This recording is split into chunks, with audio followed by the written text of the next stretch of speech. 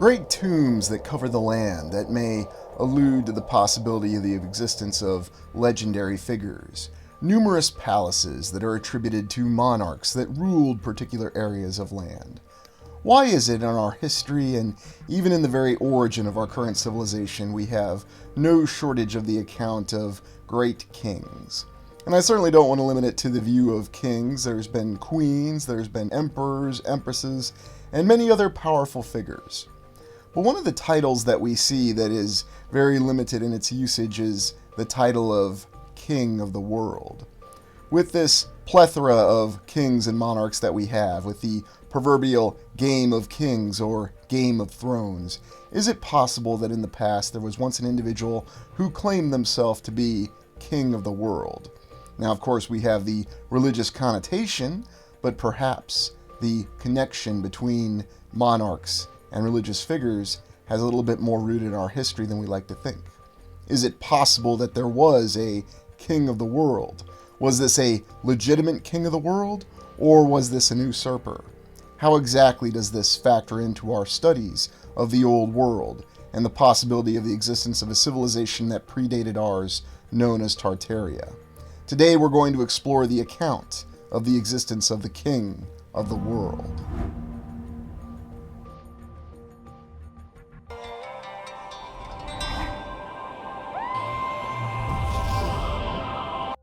Today's exploration takes us back to our 5 eras theory, and we're examining the start of the 4th era, or the Tartarian era. Was there a time frame in which there was an individual who proclaimed themselves king of the world? And why is that significant to us? There's really no official account of anyone in our standard history who declared themselves the king of the world. There are numerous references to Jesus Christ being the king of the world, although Savior tends to be the title that's associated with Jesus Christ.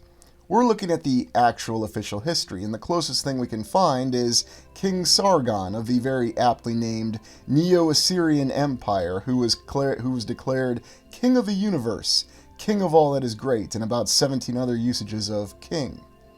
One of the other interesting references, though, and here we're looking at some of the artwork that indicates the existence of Cyrus the Great, the founder of the Persian Empire. Now, we have many different names and overlapping names of empires and kings throughout history, and yet it's very difficult to actually define the historicity of these particular figures. In other words, we're talking about events that occurred thousands of years ago, and yet we seem to think that we have a very good idea of what transpired in detail thousands of years ago. Although, is it possible that perhaps the timeline is much more compressed than we like to believe? Why do we care about a king of the world? And how does it fit into our understanding of the 5 eras that we have? Is it possible that during the time after the reset, there was not a very coherent reset plan? That it really was the people that had survived the previous civilization trying to do the best that they could?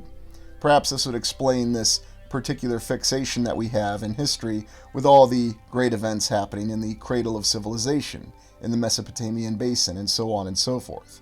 Why we have all these empires that we declare to be the root of our current civilization: Sumer, Babylon, Assyria, Neo-Assyria, and then all the way to the Persian Empire. Of course, the Persian Empire would contest the Roman Empire for control of the area. And there's still the continuous arguments between historians in terms of how much these respective empires had contact with each other, and even how much they were aware of one another. What's interesting to me about some of the documents that we have, if you can call them that, from the Persian Empire, is they do seem to have a very accurate record of all the nation-states that they had conquered and were paying tribute to the Persian Empire. How exactly could we have an accurate record of that? Is it a historical interpretation, or do we truly have an unbroken record all the way from that time frame? What I find interesting about it is it gives the indication that yes, there were numerous times when individuals took power, and whether they were operating as a warlord or a declared king, there's really no difference when we look at some time frames, they had the propensity to want to capture and conquer territories and force people to be subservient to them. It's also interesting to me that, according to different historians from different time frames, historians whose works we're constantly rediscovering, we have a good idea. We have a very interesting detail about the amount of tribute that was paid from particular regions during particular empires. And so if we really do have a very clear historical record of this, then it provides an actual detailed example of the fact that perhaps there really was numerous individuals that were trying to set themselves up as rulers of large areas. Although when you try to understand the existence of an empire in the past, you think of what we have with empires. A single capital in one very limited geographical area, a city-state, as it tends to begin, that ascends to power and rules a very large geographical area. Although there'd be many challenges to effectively ruling a large geographical area that tends to be hand-waved by our historical understanding of what happened in the past. In other words, how exactly did the Romans, the Persians, the Assyrians, and every other example we have of a large empire effectively rule a large area? They didn't have any industrial revolution. They didn't have any sort of form of fast communication. Really what they had were a loose collection of city-states that somehow they were effectively ruling. Now there's numerous explanations given for this. Well, they had a well-constructed road system in the example of the Romans, and they were able to rapidly move the legions to where they were needed. There was never anybody who decided to rise up and revolt against this power system. Or is it possible that there is an entirely different explanation against these empires that we have? That perhaps there was a much greater form of technology that was in existence at that time. That instead of having people simply operating on horses and in very rudimentary sets of armor, although I will admit the official historical examples we have of armor from that time are very impressive, right down to the very interesting way and standardized way that the Romans created their armor. We also have very advanced examples of the use of language, or apparently the use of language. I'm also impressed by our ability to retain an understanding and really know what these languages meant and how it could even interpret and read the symbols from these languages, even though these are languages that have not been in use for hundreds or in some cases even thousands of years. We've still retained an awareness and the ability to decipher these languages. I always think back to the famous example of Carl Sagan in the show Cosmos giving us an example of the Rosetta Stone and how it enabled us to understand what the ancient Egyptian language said. Now that's what the official history will tell us, but is it possible that there was a completely different form of existence in the past? That, in other words, there was a different form of communication that transcended verbal communication and language? It's just an idea.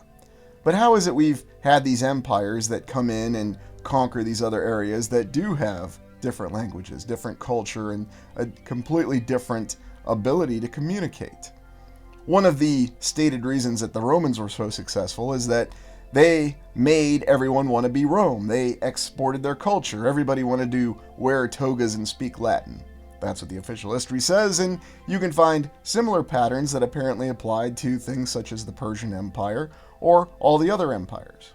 Or they simply made it more effective to be a member of the empire.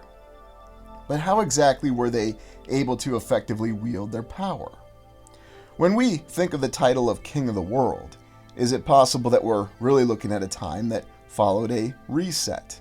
And instead of having any coherent reset plan or any actual forces of authority that were in operation, perhaps there was merely a situation where the powers that be of the previous civilization had fallen in a state of disarray.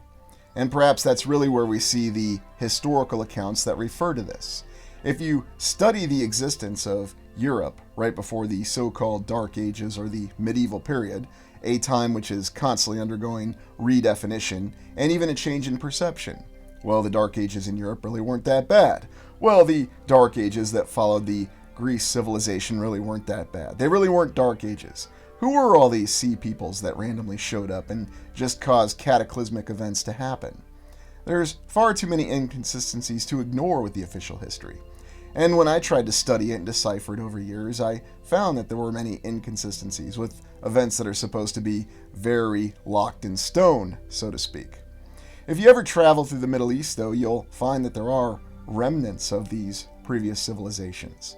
And you'll find that there are references in the official history to certain individuals that did declare themselves King of the Universe, or King of Kings, which is something that applied to the rulers of the Persian Empire. there was also the constant conflicts that occurred between East and West. Very, very strange that even to this current day, we still have these perceived conflicts that occur between the East and the West, or whichever preferred directions that we have. There seemed to be a north-south thing going on for a period of time, and then other times it's East and the West. Now, is it the same pattern that we're seeing of conflict, assimilation, indoctrination? Was there really no process in place in the past, though? When the Persian Empire rose to power, was it really a separate empire as we understand it? Or was it just simply a group of warlords who were simply assimilating and assembling a brand new civilization from the ashes of the previous civilization? There's even the consideration that perhaps there was someone who was trying to express a very unique form of authoritarianism, a different kind of power than we've been led to believe that existed in the past. It's no coincidence that Thomas Hobbes, in his book Leviathan, where he posits the existence of a sovereign, which is his euphemistic term for a government that has complete and total authority over the group of people that it governs. And it's also no coincidence that Thomas Hobbes prefers that a monarch, in fact an absolute monarch, is the one who should have extreme authority over the people that they rule over. Now, he does acknowledge the existence of other forms of government, even a democracy, but in his book he prefers the monarch. And he prefers the fact that the government does have absolute authority over its people. It's also really strange when you look at the different interpretations of the conflicts that occurred in the past. For example, whether we're talking about conflicts from classical antiquity, the great battles between Persia and Greece, and the great battles between Rome and Persia, Rome and the Sassanid Empire, and Rome and the Parthian Empire, they're always translated into what we think of as a medieval artwork and art depiction. So why do we have all these different presentations for battles that occurred with forms of armor and technology that weren't even available at the time? Of course, the official history tells us that the medieval period, things had fallen apart after classical antiquity. They didn't have the same capabilities, they didn't have the same level of technology. That's why it was called the Dark Ages. Well, until we have another group of historians that tell us that it really wasn't the Dark Ages. So all these empires, all these different societies, all these different languages, all these different cultures, constantly clashing, constantly overlapping one another, the existence of empires, and that seems to be the one point that ties everything together. So the real question that comes down to all these examples is, how exactly is there any consistency with anything? It really sounds like everything should just be in a complete and total state of disarray and chaos, and there shouldn't be any order that's imposed on anything. Unless it's possible that the real base of power somehow exists outside of the physical order that we have. In other words, you could equate it to looking at two chess players. The actual players in the game of chess are not on the board themselves, they're simply moving pieces. And it doesn't matter to them if all of their pieces are destroyed or lost from the board. They'll simply set up a new board and begin a new game. Is that really the analogy that we have with the reset period? And so does it really matter if we have all these different groups that are in total chaos and disarray? Those that actually move the pieces can simply arrange things to begin a new game again. They have the ability to set up an entirely new civilization, and because of that, that civilization will then rule the entire next era until there's another reset. Again, these are all just different theories. But I think what's most compelling about the existence of the King of the World is it possible that there was ever one of these individuals who did somehow gain more awareness of what was really happening, that they had the ability to really try to revolt against the system as we understand it? And could these be these kings that we have recorded in our history? Is it also possible that these individuals had a good streak within them, such as when we look at the legends of King Arthur and Camelot and Avalon? Those references indicate that it was a kingdom and a society that was based on equality to an extent, that it was based on a completely different form of existence and a different form of honor, something that did not exist in many of these other empires, where we have numerous accounts of atrocities being committed, entire groups of people being oppressed, and yet also favoritism shown to different groups of people. That always seems to be the same pattern, doesn't it? No matter which civilization that we have in focus. That there are some groups that are favored, there are some groups that are disfavored, but at the end of the day, you simply end up with a divided population. You would think that if someone was trying to rule an entire empire, that really they would go with the Roman model as we understand it. They would want to change everyone's culture. They would really want to establish one single language, and that would be the effective way to do it. But then there's a lot of resistance to that, so there is an official explanation for why no one would accept the rule of empire. And this did go all the way to the 1800s when we look at certain examples such as the Ottoman Empire or the Austro-Hungarian Empire and the development of that. Now, are those real, official, historical empires, or are they merely analogies, references to something else that existed? Why do we have so many forms of written language? Is it really possible that humanity has developed on its own 7,000 to 8,000 different languages, and how many languages have been lost over time? Which languages actually have a true written language, and which languages are only spoken languages? These are just thoughts to think about, because if we're really going to understand the existence of a king of the world, if we're really going to understand the existence of one unifying civilization, then how is it possible we could have all these different small groups that coexist? Now, there are statements that some have completely lost their identity. They were crushed or destroyed by these great civilizations, these great empires. But yet somehow they managed to exist. They managed to persist. Is this simply the individual human spirit? Or is there something else entirely going on? Now, this may seem like we're all over the place in trying to understand this, but the reason that I've decided to do this exploration in this manner is because of the fact that that's how we have to understand history. We're really just a pebble that's thrown into the ocean, so to speak. We have all these different overlapping cultures and civilizations and 6,000 years of recorded history, at least that's what we're officially told. But how is it that we have some documents that survive from hundreds or even thousands of years ago that are on parchment or paper, our understanding of paper, and yet we're also informed that because of a use of cheap paper in the 1800s, that we don't have documents for the 1800s. It's one of those conflicting accounts that we have, one of many conflicting accounts. But this should be one that gets your attention a little bit more because we're talking about the very recording of events that occurred. And so it leaves incredible holes in our understanding of what the official history should be. Why is it when we study things such as the Persian Empire that we seem to have coinage, or even more notoriously, the example of all the coins in the Roman Empire, or even going back to the Roman Republic? Yet not a single one of these coins wanted to put a date, or a year more specifically, on any of these coins. Why is that?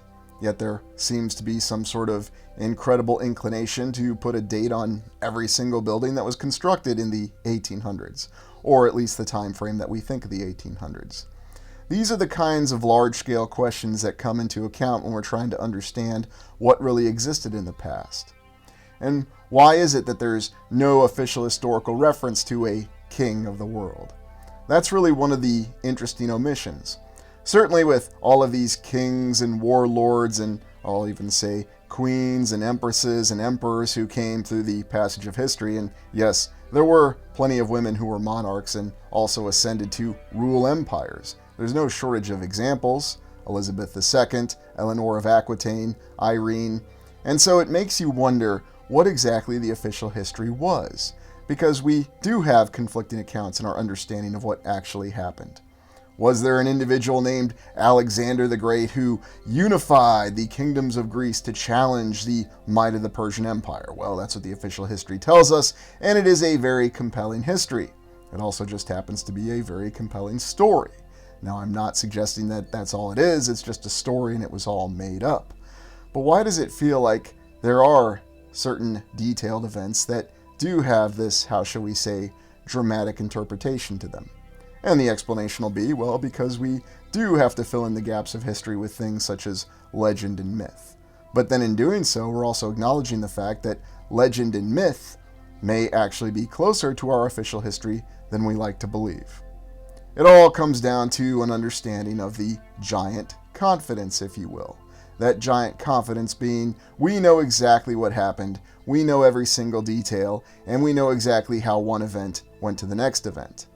But one of the greatest examples I'll highlight in if you decide to dedicate your life to the study of history, and many people will tell you this is a waste of time. Of course, those same people will then tell you, how could you actually question history? It can't be questioned. Yes, yet another interesting conflict. But if you do dedicate yourself to the study of history, what you'll find is how exactly are events related by cause and effect? And if all events are attached to cause and effect, then why is the study of history so stratified? You'll find that there are different particular time frames that you'll study with history. Or you can break it down by geographical division.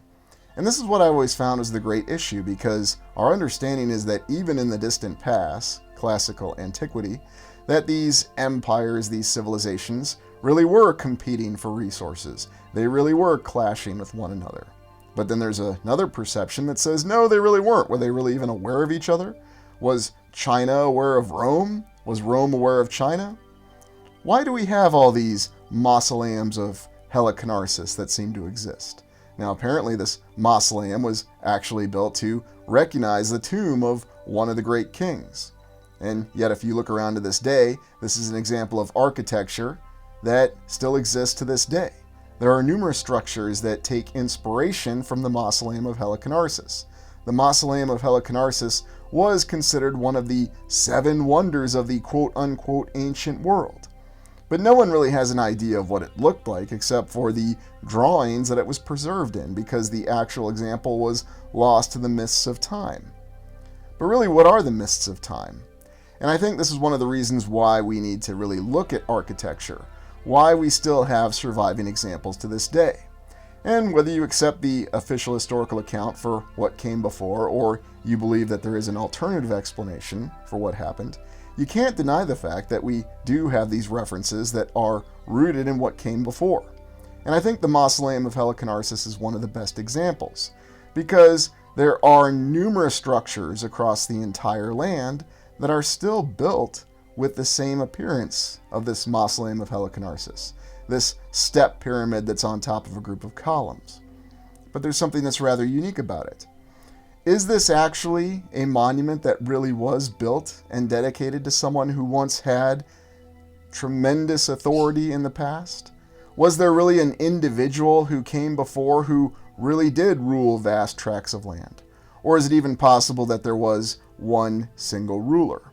What's interesting is that whatever perception that we have of the past, we understand that one single ruler or one individual being a king of the world would most likely be a tyrant, an individual that we would not want to adhere to absolute control to. And yet individuals such as Thomas Hobbes argue that, yes, that's what we should look for, because that would ensure that there's no chaos and no anarchy. And here we see some of the examples that still exist to this day. Whether it's a soldiers and sailors monument or some other monument to the lost of World War II, or even a civic courts building, we have structures to this day that are built in the likeness of the mausoleum of Halicarnassus. And so, what is interesting about that? It seems to me that we do still have examples of what was one of the 7 ancient wonders of the world. Now, they called it that because this was a wonder that exceeded everything else in the land at that time.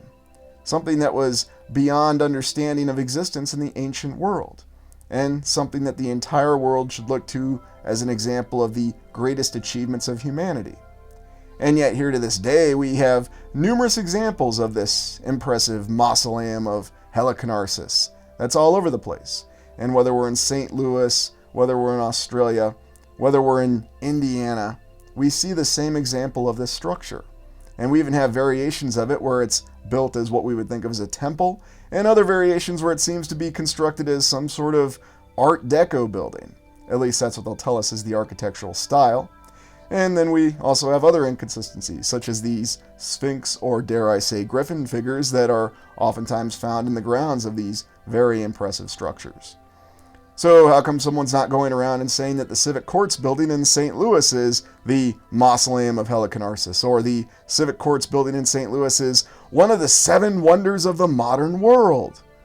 Interesting also that no one attributes that to our current tallest building. And why is that? Well, those are probably not considerations we should be thinking about. We should just accept what we're told and not ask any questions about this. But if there really was a famous structure, if there really was one design, and even the design of the structure of the original mausoleum of Halicarnassus is quite interesting, and coincidentally, it has the exact same, how shall I say, story beats that we find in other structures that seem to be completely unique and, how shall we say, out of place, wherever they are in the land. And whether we're in Australia, or whether we're in the United States, or whether we're in Asia Minor, where the original mausoleum of Halicarnassus was purported to be, then how do we account for all this? Unless it's possible that these monuments were built across the land, and they were actually built for one individual. We've looked at Alexander the Great before several times. The official history tells us that this was a Macedonian king, what was considered one of the rural kingdoms of Greece, if you go off the official history, who unified Greece and then led a conquest that included overrunning the entire Persian Empire at the time. But we have other great leaders from the past who achieved incredible things in a very short timeline, such as the namesake of this channel, Lucius Aurelian, an individual who, well, despite only being emperor for 5 years, managed to win a 3-way civil war in Rome, fight off numerous barbarian invasions, reunify the empire, reform the currency, build several temples and incredible walls that endure to this day, and then be prepared to launch an invasion of what is today, well, Persia, Iran. All that in a 5-year period. And coincidentally, no one ever questions this. And by the way, they also did it while marching an army all over Europe and all over Asia Minor, again in 5 short years. Now, whether these are the same individual or whether these are different individuals is irrelevant. We oftentimes attributed Alexander the Great to being one of the candidates for the king of the world, even though none of these individuals, according to official history, ever came close to ruling the vast tracts of land that we understand to encompass the entire world. So is it really that meaning, or is it merely a reference in a title that no one ever actually had the hubris to declare themselves as king, emperor, or queen, empress of the world? It's fascinating to consider, though, in the past that no one ever had that, except, of course, for that King Sargon II of the Neo-Assyrian Empire, not to be confused with Sargon from Star Trek. But all these incredible infrastructure achievements, all these impressive defensive fortifications, which is intriguing because modern military analysts will tell you that defensive fortifications are merely a monument to the stupidity of humanity, but we have nothing but examples of defensive fortifications, to include what bastion forts or star forts are really supposed to be. And all these incredible and impressive walls that have been constructed all over the land. Hadrian's Wall, the Great Wall of China, the Gates of Alexander, or whatever they really are. And we've looked at this before, where we came to the conclusion that perhaps this was a commander of the previous civilization who is simply trying to forestall its final collapse, the end game, if you will, for the collapse of the previous civilization. But how does it fit into the early 4th era with the concept of the king of the world? Is it possible that there could be a different interpretation of who Alexander the Great or Lucius Aurelian or even Belisarius really were? Were they actually commanders that were trying to carve out a new civilization with themselves as despotic ruler? There do seem to be some indications of that. But is it really these figures, or is it an entirely different figure? Again, someone else that is simply not mentioned in history.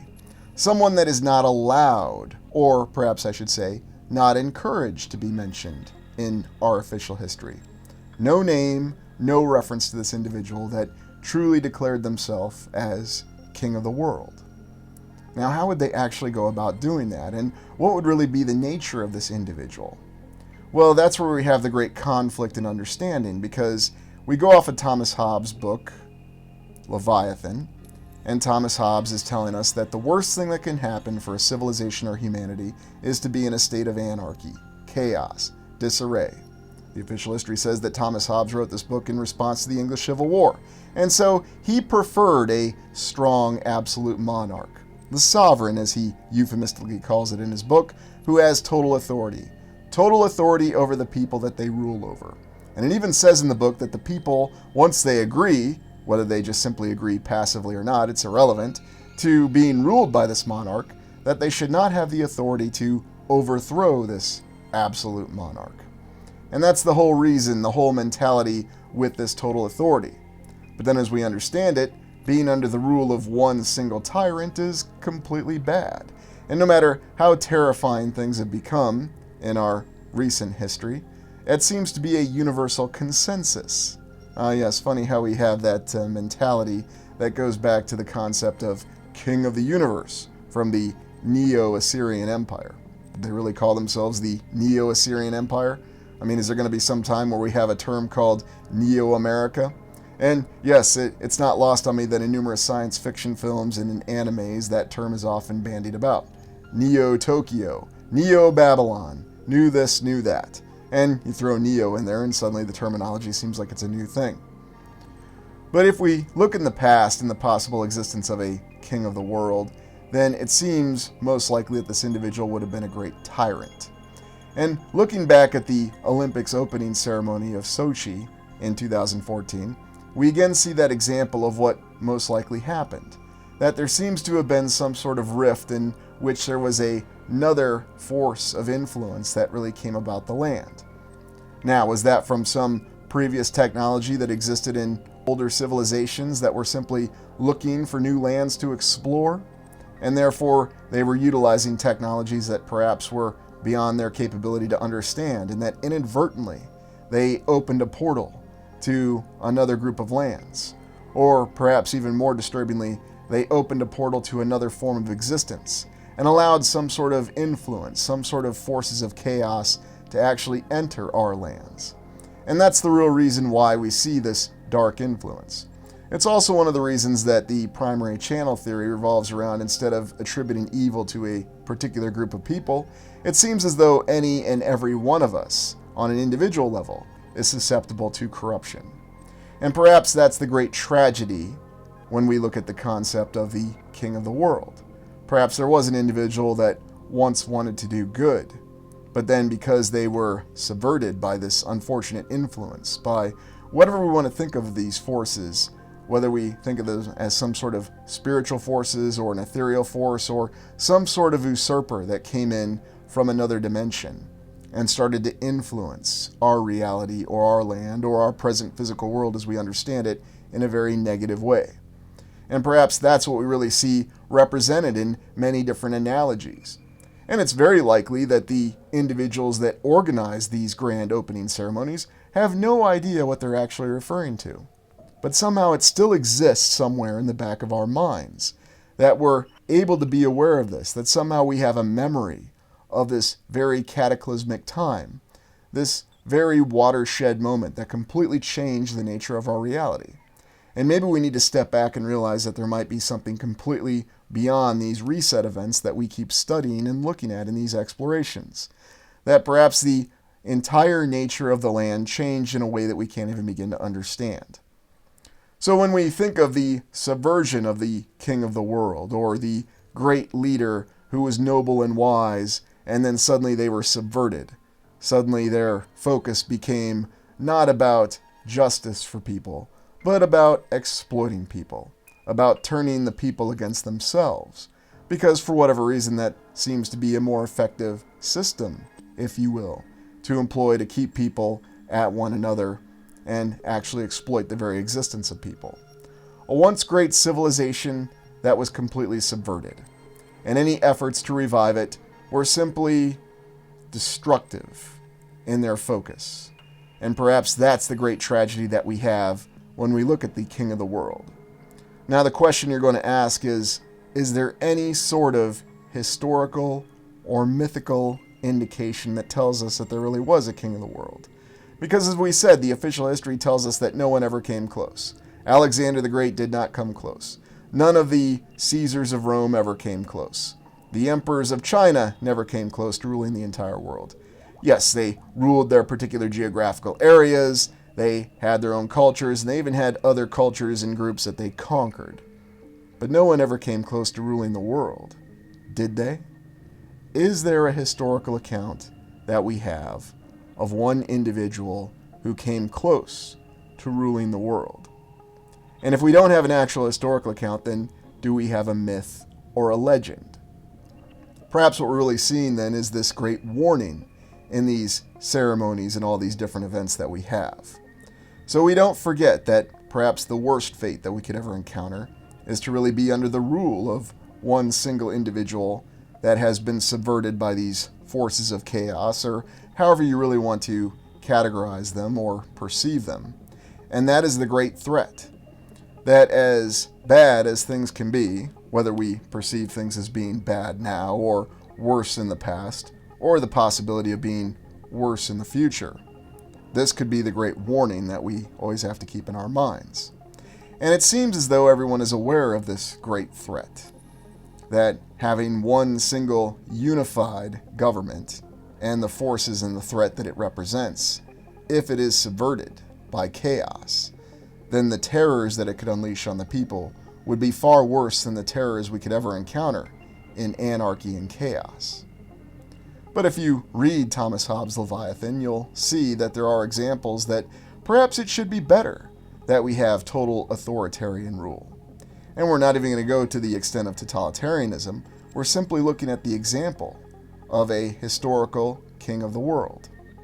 And why is it that there are no references to this? Why is it that even in the greatest elements of science fiction, it's very difficult to find a single individual that has a plan or the will to carry all of this out? And what I want to leave this exploration with is looking at one of the very few accounts that we have of the existence in the past of a king of the world, and really trying to extrapolate what actually happened and where it happened. We're oftentimes in awe of the accomplishments of the civilization that preceded ours, that we refer to as Tartaria on this channel. We think of their great capabilities in construction and their society.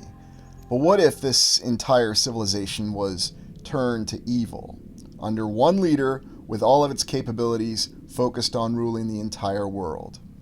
There is only one single account that we have that gives us the king of the world, the great tyrant. And we have to find that in Irish myth. And it's interesting to think of the fact that Irish myth to this day is probably myth that is the least well known across the land. Everybody's well aware of the myth of numerous other cultures, but there is actually a single account from Irish myth that relates of a king of the entire world. One individual that had the resources of the entire world to try to control every last individual in every last square mile or kilometer of land. And it's odd that these legends and these myths tend to be overlooked. In fact, this is probably one of the most overlooked myths that I've ever come across in the land. It discusses the king of the world trying to capture the very last remaining land and bring it all under his control. Now, there's numerous different names for this king of the world, Daredone and many others, but perhaps we don't actually know the true name of this individual. We merely have this mythical account of what may well have been a historical event.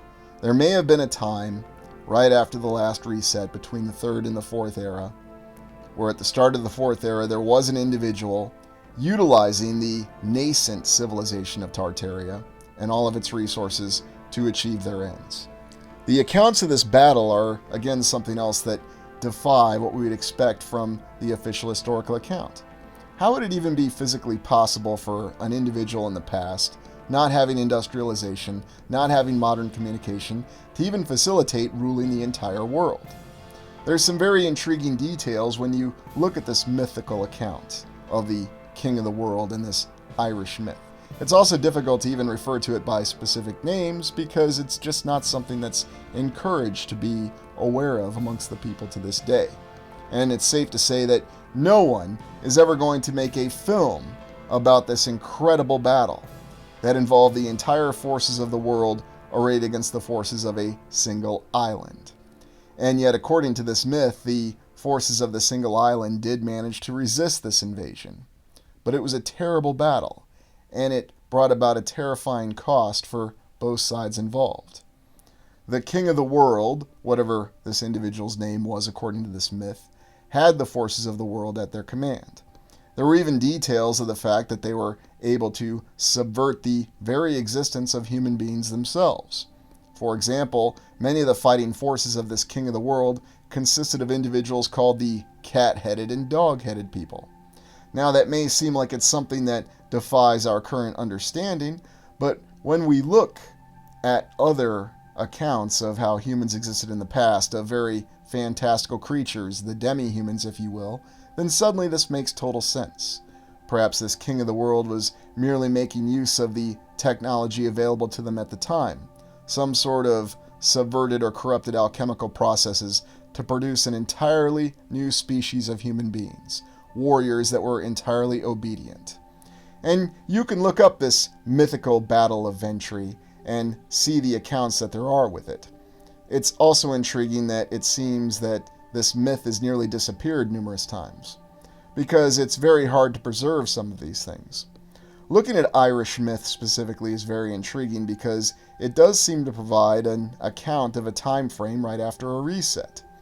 Indeed, if you look at the existence of the Tuatha Dé Danann, there's still arguments to this day that the legendary Tuatha Dé Danann were deities themselves. Or is it possible that they were not deities, but merely a group of humans that had survived from a previous era, somehow in some way? And we've looked at the Tuatha Dé Danann before, and it's also intriguing to note that they played a very decisive role in this Battle of Ventry. They aided the forces that were defending what we think of as Ireland today from the invasion of this king of the world.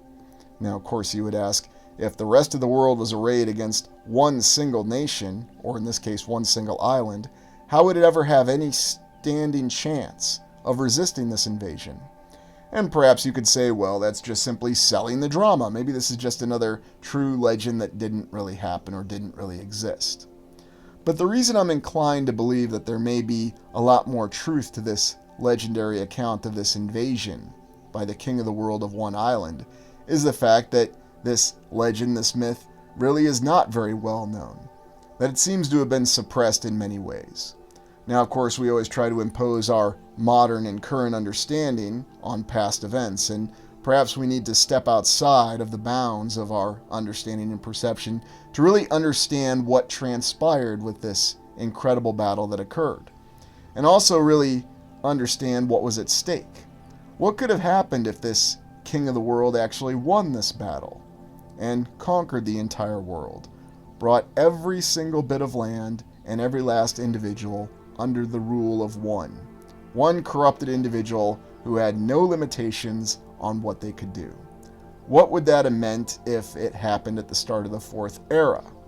And the entire Fourth Era, the civilization that preceded ours that we think of Tartaria, never rose. That it was one entire kingdom under the rule of one corrupted individual. How would that make everything different for us now? We oftentimes like to refer to the fact that we think of things as being difficult now in our current civilization, and it's suffice to say that there are many difficulties that we face. But think about how things really could be different if in the previous era there was a king of the world who managed to impose their power and their control on all of us. What kind of terrifying corruptions would we be dealing with to this day? Would we even have the ability of free will? Something that we can still exercise every single day? And would there even be the need to put efforts into subverting our free will? Or would we simply be under the authoritarian control of forces and powers that we can't even begin to understand now? That's perhaps the great threat when we understand the capabilities of what the civilization that preceded ours really had. I've never presented the idea that the previous civilizations were utopias, simply the fact that they had much greater capabilities. Because when you look at the mythical account of the Battle of Ventry, you have a king of the world gathering all the armies of the world. There's even specific references to different kings of particular regional areas. Now, of course, they swear their fealty and loyalty to the king of the world. This entire arrangement is quite interesting in and of itself. In addition to the references of strange things, magical beings, and capabilities that, if you actually put in the mind frame of these capabilities being a technological capability, then suddenly there's a very disturbing understanding that these events become much more possible, that the historiosity of this legendary clash at the Battle of Ventry might be something that's a lot more real than we like to think, that there really was a lot more at stake in the distant past. Although, how far in the past did this clash really occur? Because what you'll get from official historians now is the Battle of Ventry is merely a myth. It never really happened. There was never any king of the world. And they'll try to say that the myths were simply inspired by the existence of the Caesars at the time, or some of the distant past storytellers from Ireland being aware of some of these great kingdoms in far-off lands. And so they decided to exacerbate things a little bit, embellish on the tale by saying that there really was a king of the world. But it never actually happened.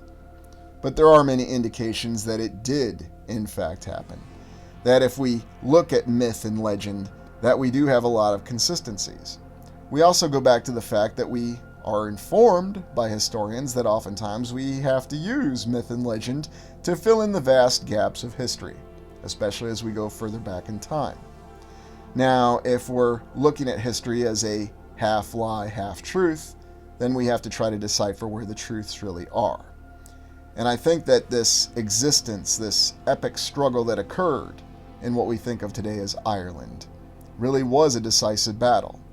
That this was the one time in which the previous civilization, in its nascent phase, right at the beginning of the rise of the civilization that we call Tartaria, faced a decisive moment. If the forces of this king of the world really were successful, if they were able to unify, and yet it's interesting when we think of the fact that we think of unifying the lands as a good concept. But if the lands are conquered, if they're forced under the control of one individual who's been corrupted, who has no limits on any sort of power or the ability to impress their power. If you actually read the account of the Battle of Ventry, there's many different interesting events with weapon systems and logistics that again seem to defy our understanding. Even just studying the people of the Tuatha Dé Danann, the legendary deities of Ireland, and their origin is quite interesting. And we are going to be looking at that when we explore the exiles of the old world, because this idea of certain groups of humans who managed to survive a reset is a little bit more prevalent than we like to believe.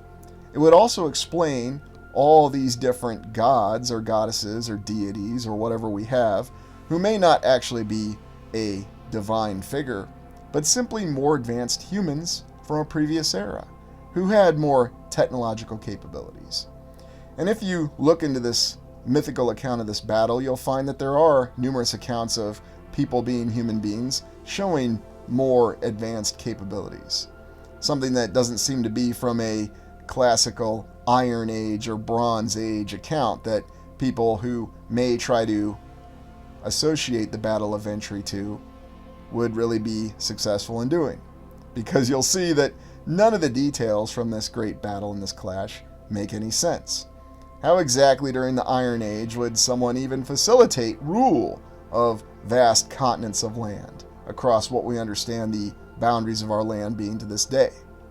Even listening to the current Clonid song, where they have the lyrics, "The King of the World," from Skellig Michael. Yes, Skellig Michael, that interesting little island off the southwestern portion of Ireland. That vast piece of rock that has a monastery on it and fortuitously happens to be a UNESCO World Heritage Site. And if you start to look deeper into this myth, which you're certainly not encouraged to do to this day, you'll find that there are different allusions to what may have existed in the distant past. Although again, we're constantly in difficulty to understand how far in the past was this? Was this really hundreds or thousands of years ago? Or was this a lot more recent than we like to believe? And was this epic struggle against the king of the world to resist this rule, this imposition, if you will, of total unified authority, something that was a lot more critical than we begin to imagine? That's where it really becomes difficult, though, in trying to understand what the real history actually is. Because once you begin to question the real chronological order of events, and believe me, that's what historians spend a lot of their time doing. We already have a broad chronology, a broad timeline, and you can certainly look at those understandings of it. But then trying to fill in the details, trying to fill in the cause and effect.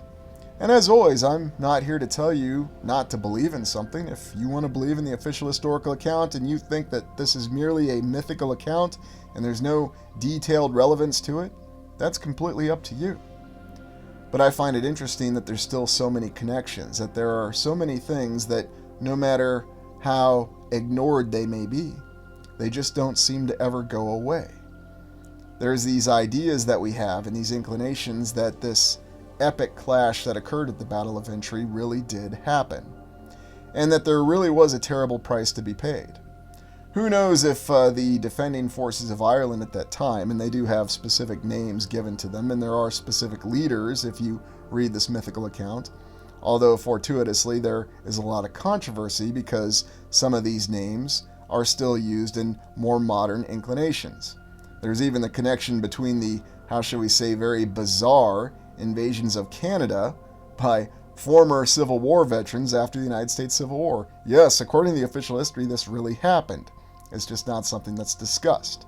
And you may be asking, well, wait a minute, how does that have connection all the way back to this mythical Battle of Ventry that occurred? Well, look at some of the names of the groups of warriors that were fighting to defend Ireland. Look at the overlap. And why would anybody in their right mind, after fighting the United States Civil War according to the official history and being tired out from that, want to continue war and conflict? And there's even the controversy that President Grant didn't take any actions to stop these raids into Canada. And yes, the official history says this happened. But the names are the same. The individuals are the same. It almost seems as though there's an intentional effort to give us a very particular perspective on groups of people. And anyone can see that reading the news every single day. It's ultimately up to you to decide what's real and what's not real, and who to believe in and who not to believe in. But when you study this very intriguing mythical account of this Battle of Ventry, when you see some of the examples that are given of the capabilities of the forces involved and the idea of what was really at stake, you have the understanding that perhaps, just perhaps, this really was a critical historical event. That everything that we study currently, the entire existence and all the great achievements of the civilization that came before ours, may well have been at stake, all in this single battle. Now, when I initially started these explorations 2 years ago and sharing them with all of you, I oftentimes questioned that perhaps this was a clash that occurred in the distant past, that this was from one of the earlier eras. Although I'll admit that after trying to study things and get an idea of what our true history may be, which is constantly going to be a quest, and it may be a never-ending quest, I realized that having any sort of awareness of events that came before the Fourth Era is extremely problematic. That even legend and myth may simply explain some of the actual events that transpired in the Fourth Era, but having any idea what came before that becomes extremely difficult. You look at some of the artwork and some of the descriptions of the warriors and the forces that were employed in this mythical Battle of Ventry, and you could be excused for thinking that this is just an impossible mythical or legendary account. But yet there are other details that give the indication that no, this is actually something very real, that this did happen, that these individuals were not deities, but simply human beings like us, albeit human beings with greater capabilities. How exactly did this king of the world create this army of cat-headed and dog-headed people? Who exactly would come up with that in any sort of mythical reference? Because it's not something you see talked about. But there are other allusions to it. For example, if you look at the works of J.R.R. Tolkien and how he talks about the creation of the orcs. The orcs are not exactly an original creation. They're a subverted or a corrupted creation. And so is there an analogy with that? Is there an analogy with the orcs and the existence of the terrifying cat-headed and dog-headed people, the corrupted warriors that fought on behalf of the king of the world? And did this king of the world, who was a corrupted individual themselves, actually have very dire plans for the rest of the land and what was supposed to be their vision of what the Fourth Era civilization was really going to look like? And perhaps we need to remember that this really did happen, that it really is possible to actually resist these overwhelming forces. Because whatever the true account of the story, that seems to be something that we're constantly directed away from in this current age. That it's not possible to resist this overwhelming force, that the best way is to simply capitulate to it, or to allow ourselves to be coerced by it, or to serve it in some way, shape, or form. As some would say, never outshine the master. And that's a recognition of you have no sovereignty over yourself, and that you simply have to fit into the given system the best you can. Now, maybe that is the key to success in life. But perhaps, just perhaps, you really do have sovereignty over yourself. That no one can ever deny you of that. That you are the only one who has the power to forfeit that sovereignty over yourself. There was a terrible price paid in the Battle of Ventry. Virtually all of the warriors that defended what we think of as Ireland died. That their entire civilization was wiped out to stop the forces of the King of the World. What are your thoughts? Did all of this really happen? Is this all just a myth? Is history simply complicated because we have many different segments in our land, and we always have and we always will? Or is there an entirely different way to look at things? Is there another way that makes a lot more sense? Don't be bitter, Mommy said. They've hurt themselves much more. They can walk and run. Daddy can't.